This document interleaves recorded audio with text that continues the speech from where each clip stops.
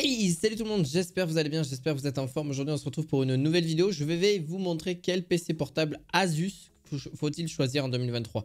Déjà pourquoi j'ai pris Asus, parce que Asus est une marque taïwanaise, ne fait pas partie d'ailleurs des plus gros vendeurs mondiaux d'ailleurs d'ordinateurs portables, parce qu'il reste quand même loin derrière de chez Lenovo et de chez HP ou même encore de chez Acer. Mais il reste quand même la plus importante et surtout en France, surtout particulièrement au niveau de la marque. Beaucoup d'ailleurs en achètent tous les ans et c'est très régulier. Je vais vous montrer 3 PC pour 3 utilisations différentes selon mes goûts et aussi selon mes choix que j'ai choisis pour vous. N'hésitez pas, vous retrouverez bien évidemment en description les 3 PC portables dont je parle aujourd'hui. N'hésitez surtout pas. Donc pour le premier, c'est la marque ZenBook. D'ailleurs, j'espère que vous avez passé de très bonnes fêtes. En tout cas, pour ma part, ça s'est très bien passé. C'est pour ça que vous n'avez pas eu de vidéo entre temps. Donc, on est parti pour le premier. C'est la marque ZenBook Pro, le 13, le UM5302. En gros, hein, pour faire un petit peu sur là-dessus. Alors, pour avoir pu avoir les tests, etc. de ce produit-là, alors celui-ci est fait vraiment pour la bureautique ou alors pour un petit peu consommer les réseaux sociaux, etc. Voire même un petit peu plus haut, j'ai envie de vous dire, parce qu'on est quand même sur un Ryzen 7 6800U et une 16 Go de RAM, ce qui est quand même pas mal. Windows 11 qui est accompagné bien évidemment avec le poids qui est de seulement 1,1 kg, donc en gros 1100 grammes, ce qui est juste très peu. Pareil, il n'est pas très grand non plus celui-ci, parce que je vous rappelle donc au niveau de son écran, on est sur quand même quelque chose de très bon, parce qu'on est sur un écran de 13 pouces, donc assez petit mais facilement transportable pour voyager, etc. Alors là où il est le mieux au niveau des performances, donc que ce soit des performances en jeu, des performances pour des benchmarks généraux, ou même ne serait-ce que pour le stockage, etc. On est sur quelque chose d'assez conséquent. Pour moi, je trouve que c'est ultra correct pour ce qu'il peut apporter. On est sur un 512 Go exactement, que vous allez pouvoir aussi donc à pallier avec un disque dur si vous n'avez pas assez de place, etc. Un disque dur externe.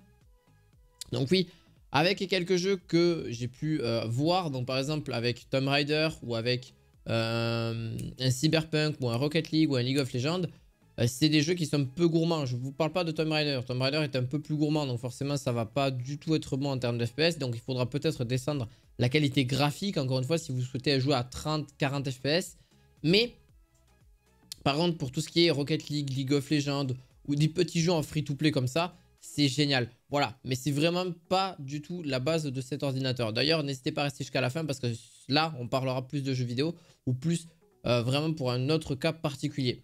Donc, pour en conclure rapidement, l'autonomie est extrêmement bonne vu qu'il n'y a pas de puce graphique, il n'y a pas de RTX, etc. Il n'y a pas de carte graphique, il n'y a qu'une puce graphique, mais intégrée dans le processeur. Donc, qui peut fournir pour des jeux conséquents. Donc, au niveau de celui-ci, on aura une autonomie qui est très respectable de 13h47. C'est juste énorme au passage, hein.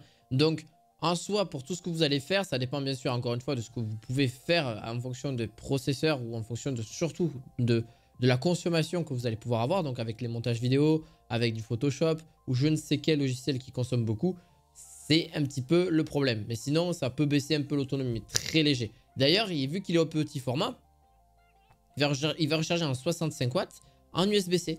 Donc, vous pouvez le recharger dans votre voiture où vous voulez, tant qu'il y a 65 watts qui est délivré.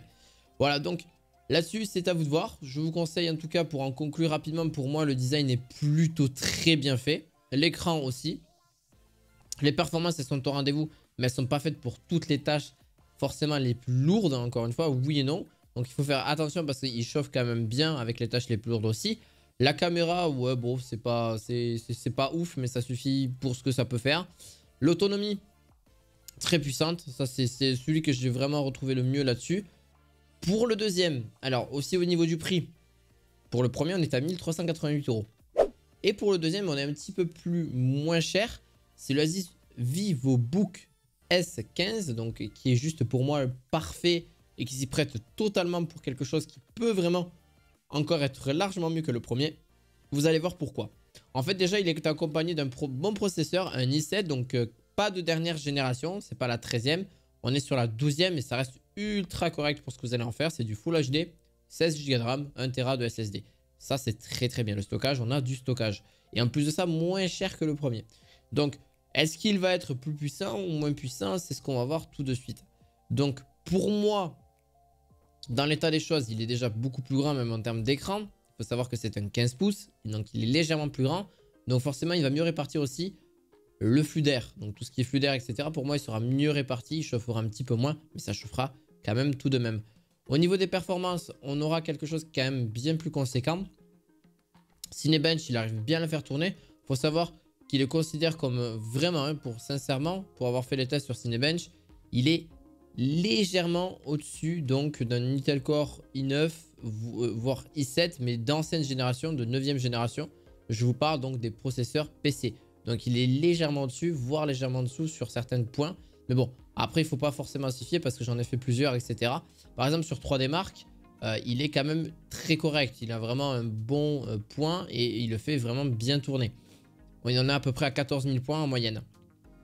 Pareil, on a une dissipation thermique et le bruit. Donc on peut relever des pics de température en fonction des logiciels que vous allez utiliser qui peut monter jusqu'à 90 degrés. Vous allez dire, oh, c'est énorme. Non. Mais nos stress, c'est que sur des stress tests, donc des vraiment très poussés, ou même par exemple pour la plupart du temps, le processeur ne dépasse pas les 70 degrés. Voilà, c'est pour vraiment le faire chauffer à fond, pour voir jusqu'à où il peut aller. Mais c'est sur des pics, ça dure que quelques c'est vraiment très peu de secondes. Donc c'est pas sur la durée. Donc encore une fois, là-dessus c'est normal. On aura un petit chargeur qui t'accompagne très facilement. Il va vous durer très longtemps, même au niveau de l'autonomie. On est sur quelques heures sans problème, hein.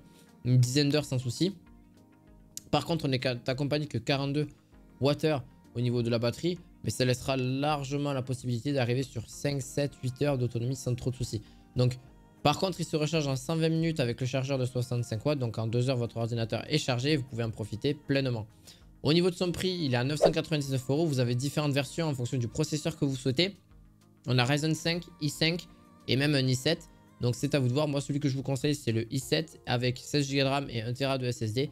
Largement plus correct que même le premier, j'ai envie de vous dire.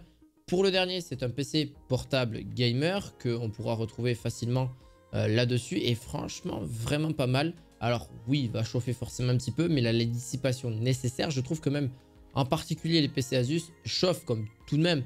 Mais ils dissipent mieux la chaleur sur quand vous êtes plus en jeu. Ben, ça se dissipe relativement vite.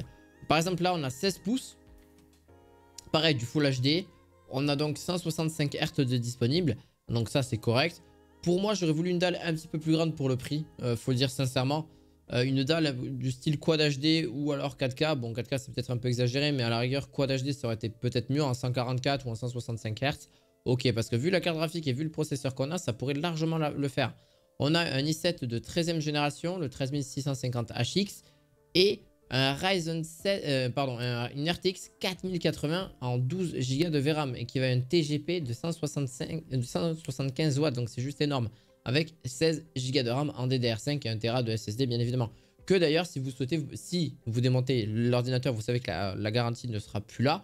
Par contre, ça vous permettra de rajouter en supplément du stockage supplémentaire à l'intérieur de votre ordinateur. Si vous n'y connaissez pas, ne le faites absolument pas. Voilà, c'est juste une idée que je vous donne là-dessus. Soit vous rajoutez du stockage directement parce qu'il y a généralement 2 ports de SSD dans ces PC là sans problème. Et encore une fois, il est accompagné d'un PCI 4.0, donc ça va extrêmement vite. Le démarrage va aller super vite. C'est du Windows 11 comme d'hab, hein, là-dessus ça change pas. Mais par contre, ça va très vite. Alors pourquoi je vous ai pris tous ces PC là-dessus, même le dernier, pourquoi pas? C'est qu'il y a 3 utilisations différentes pour moi. Il y a les personnes qui vont pas faire grand chose avec leur PC, ne serait-ce que juste un peu travailler rapidement, faire quelques petites retouches photos, etc. Donc c'est vrai que le Asus VivoBook Pro 13, enfin S15 peut très bien faire l'affaire. Le Pro 13 est pas mal aussi, mais avec une utilisation différente parce qu'il est quand même beaucoup plus léger, beaucoup plus compact. Donc encore une fois, ça dépend ce que vous souhaitiez avoir aussi. Et le dernier, c'est du 16 pouces, donc c'est vraiment pas trop grand non plus, c'est assez correct aussi. On n'a pas le pavé numérique, mais il est directement aussi sur le pavé, donc le pavé tactile que vous pouvez voir. Donc ça, c'est vraiment pas mal aussi parce qu'on a quand même les technologies qui sont là, les lumières, etc. C'est pas de l'OLED, hein, encore une fois. Là, pour vous dire, sur l'Asus VivoBook S15, pourquoi il est légèrement plus cher aussi, c'est parce que c'est de l'OLED. Niveau qualité d'écran, c'est ce qu'on retrouve le mieux. L'OLED, c'est le plus naturel, c'est le plus puissant pour moi en termes de qualité graphique, même si on aura un taux de rafraîchissement de 60 Hz sur le VivoBook. Mais alors que le Asus ROG Strix, c'est vraiment fait pour les gamers, voire ceux qui souhaitent travailler, mais qui vraiment n'ont pas le temps de prendre un PC fixe et veulent relativement se déplacer à droite à gauche ou dans des endroits, etc. C'est vrai que ça peut être pas mal d'avoir un petit PC portable. Voilà. Donc en tout cas, j'espère que cette vidéo vous aura plu. N'hésitez pas à mettre un gros pouce bleu, à vous abonner à cette chaîne. Tous les liens sont en description de vidéo et je vous dis à la fois prochaine pour d'autres vidéos du côté high-tech. À la fois prochaine, ciao ciao.